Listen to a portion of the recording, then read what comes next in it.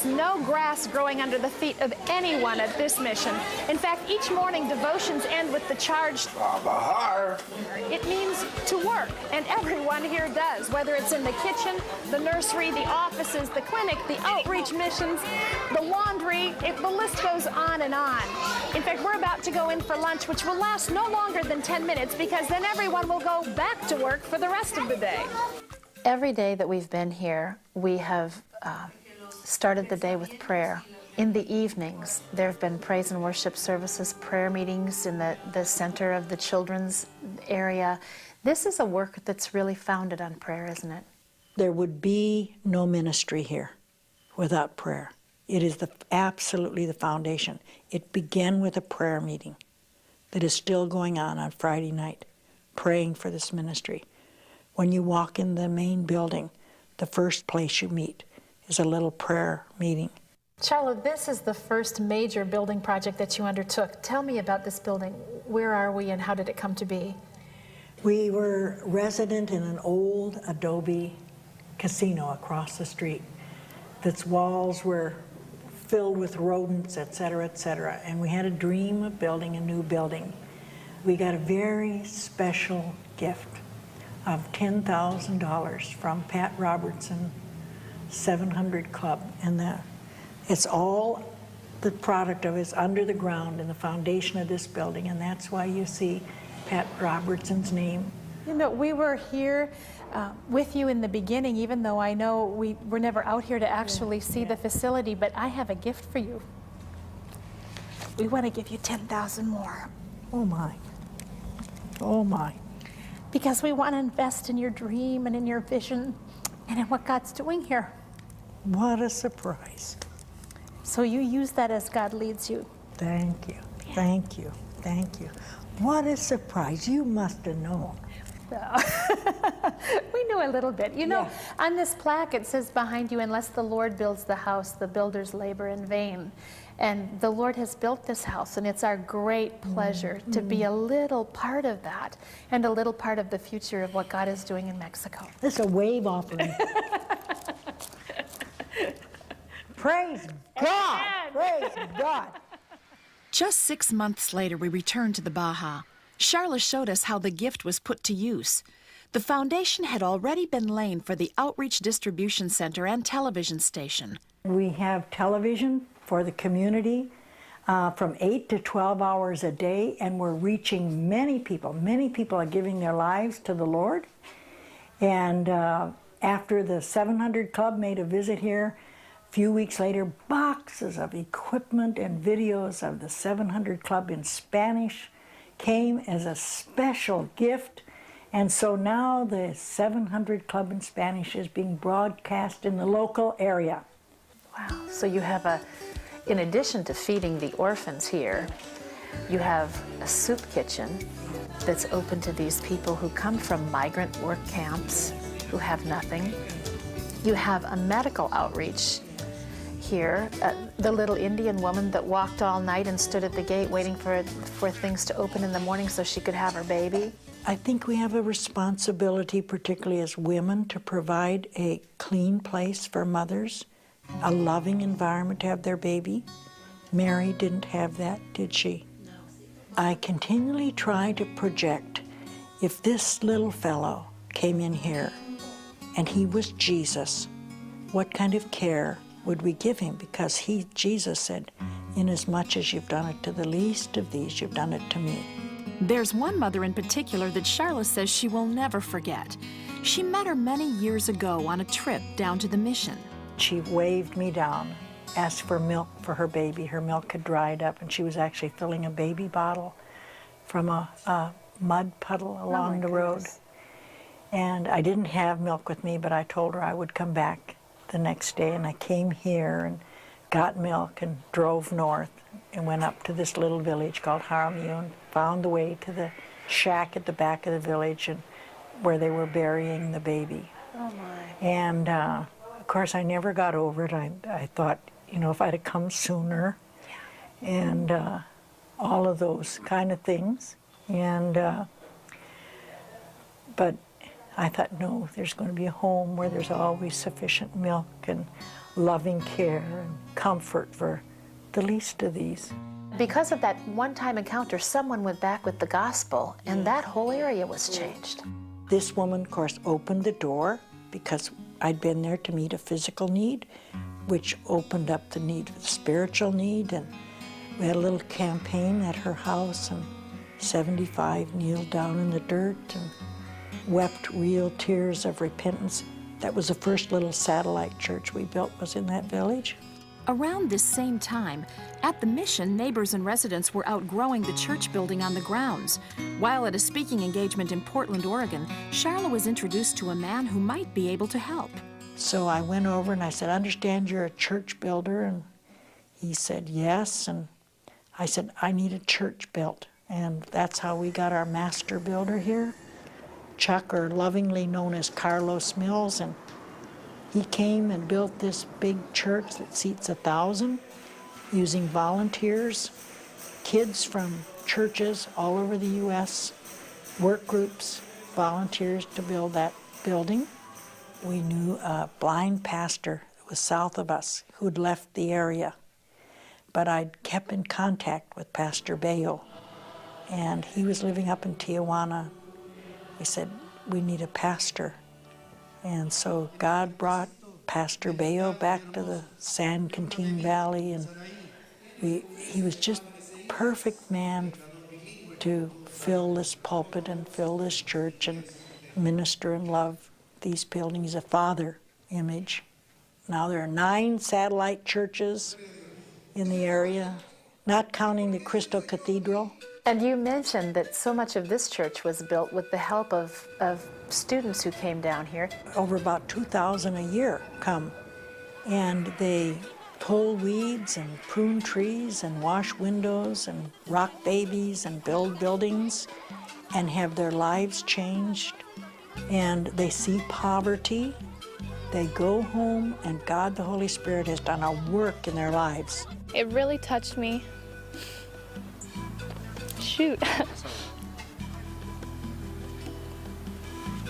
Seeing the kids living in so much poverty and still smiling and always being so happy. And then we're blessed to have retired volunteers come, snowbirds. These are people who come down in RVs. It's a wonderful core of people who are tired of playing bingo and shuffleboard, and they're skilled laborers. They're plumbers, electricians, and painters, and seamstress, and canners, and teachers, and some will come for a month, and some, like the Mills, who came for a short time, they were here 15 years.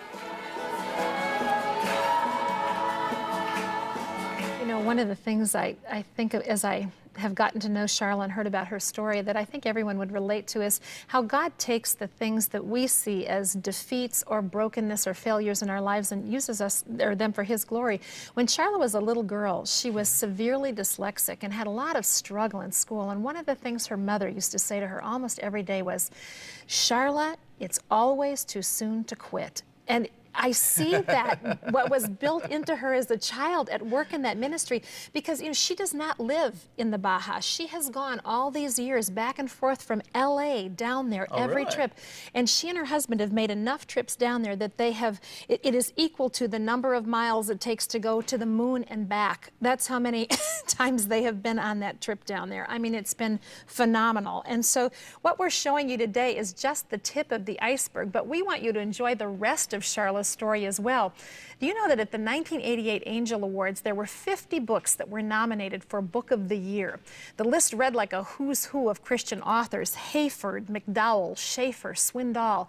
But the winner that year was a little-known woman who had self-published her autobiography, a book called Charla's Children. This inspiring book tells so much more than we have time to share with you in just 1 hour.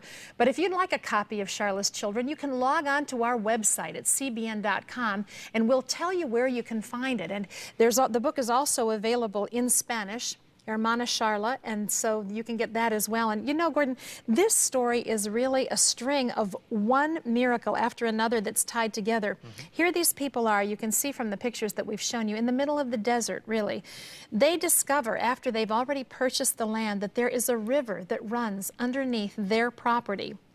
At the same time, God brings, in the middle of the desert, God brings a retired man who has an interest in trees. He's an agronomist. He comes down as one of these snowbird types, only he's much more involved in the ministry than that. He puts together a little garden they've called the Garden of Eden, where he's grafted all kinds of unusual fruits together. And then he said, let me just try macadamia nut trees and see how it works. So they took a little area of land, and there's a grove of macadamia nut trees. I come bearing gifts today. And they are now producing their own macadamia nuts, packaging them, and using the profit they make from that to supplement the needs of I what's thought they there. grow these in Hawaii. I know. I didn't realize. This is roasted salsa, honey garlic. This is honey glaze, and what is this? Chili lime. Chili lime. Can I take your it home? pick. You can't. I know you love these, don't you? You can take it home if I can share. All right, while we're sampling it, we want to tell you that there's more on the internet. There's more about this ministry. All you have to do is log on to cbn.com, and you can find out more about the Garden of Eden and some of the other stories about how they're making the desert bloom. It looks like star fruit there. That's just incredible. Anyway, log on to cbn.com and you can watch it there. And I'm going to give it back to you while I sample Well, and don't forget salsa. Or, no, I'm going to go for the chili lime. That's the one. John Moore is the name of the agronomist. His story is on the internet as well. We don't want you to miss it. We didn't have an opportunity to put it in this program, but it's an incredible story. So watch John Moore's story on the internet. Get a hold of Charla's book, Charla's Children, and get some macadamia nuts for your friends. Aren't they great? Delicious. Well, you know, over the years, many of the children Charla rescued were found in the garbage dumps. Many of them grew up believing that they belonged in the dump. But God had other plans for a little girl named Alma. Watch her story.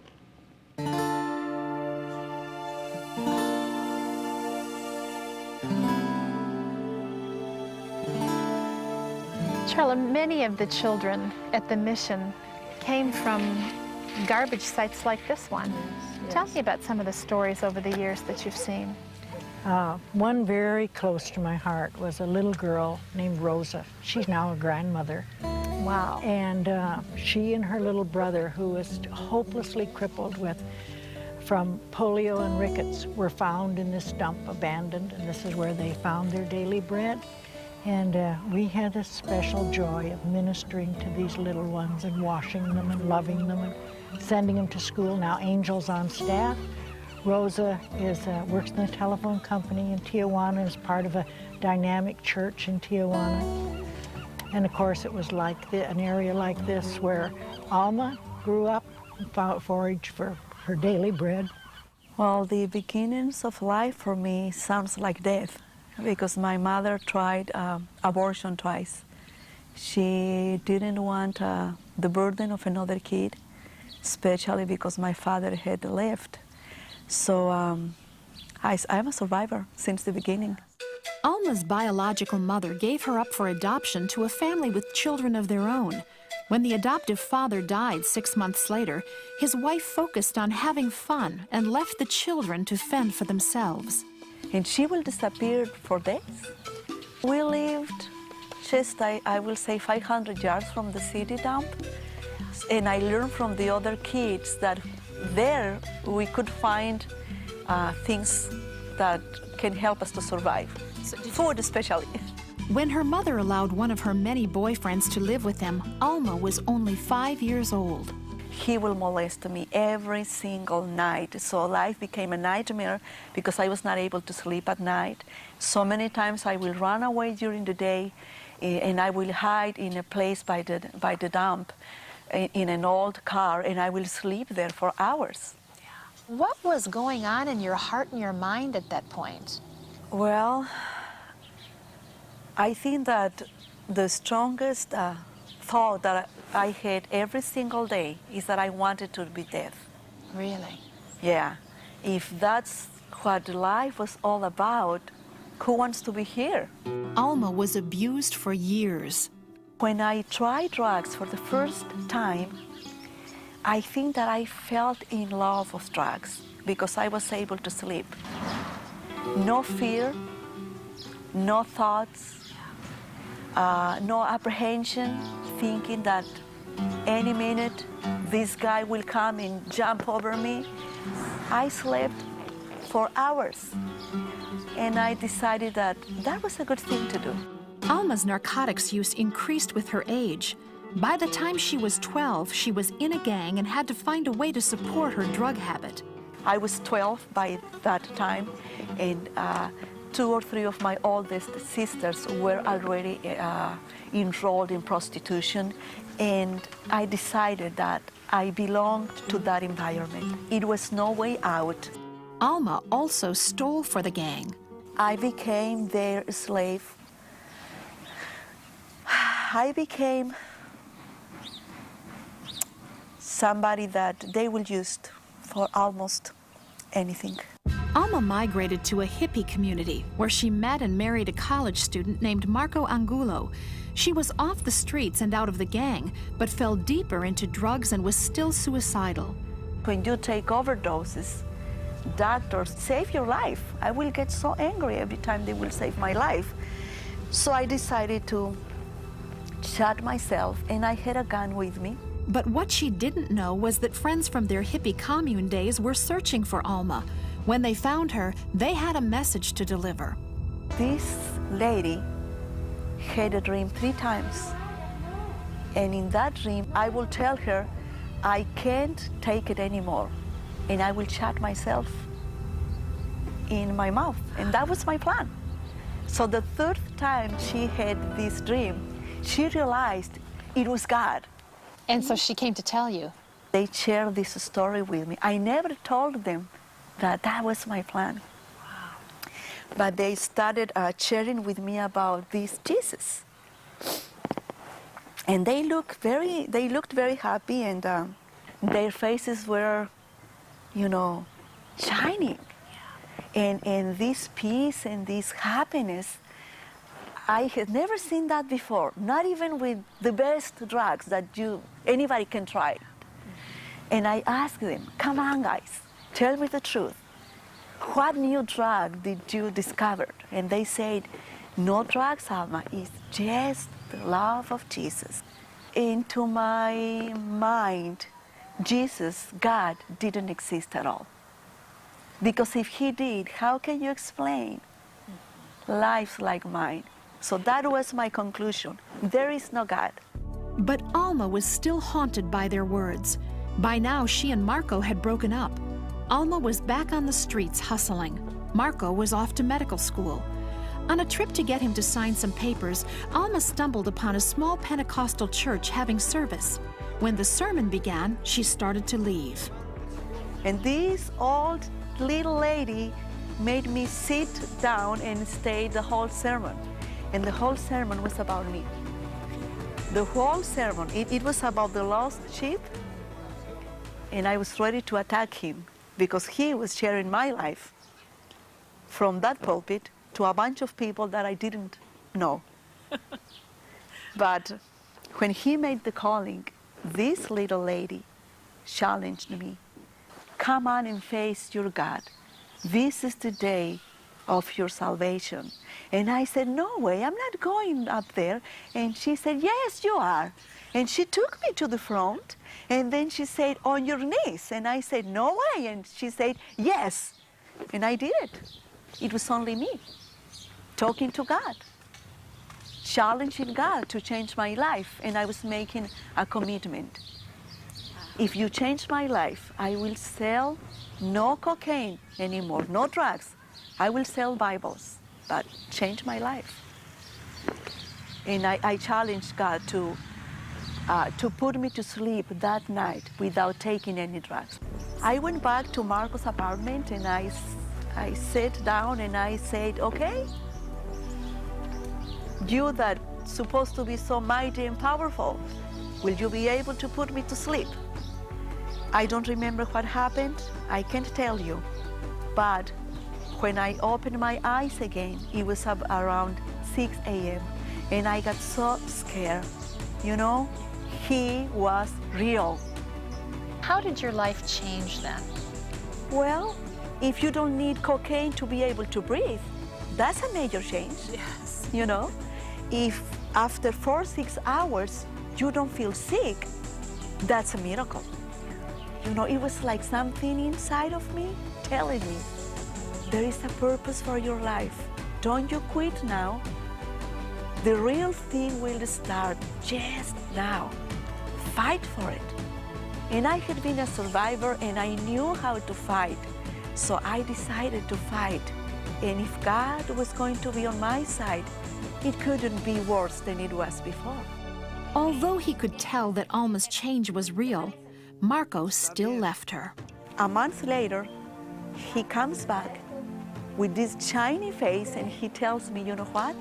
I can understand you now because Jesus lives in my heart too. And everything started right there 22 years ago. The Angulos remarried and began building a financially successful, God-centered life for their family. When Marco's father fell ill, they moved to the San Joaquin Valley to be with him. It was the first time they had ever heard of the orphanage run by Foundation for his ministry. They met Charla Perot through a mutual friend named Dr. Luke, who was the physician at the ministry's medical clinic. And he said, I have found the man that will succeed me. So he introduced me to Dr. Marco Angulo and Alma. And she looked at me and she began to cry. And she said, did you ever go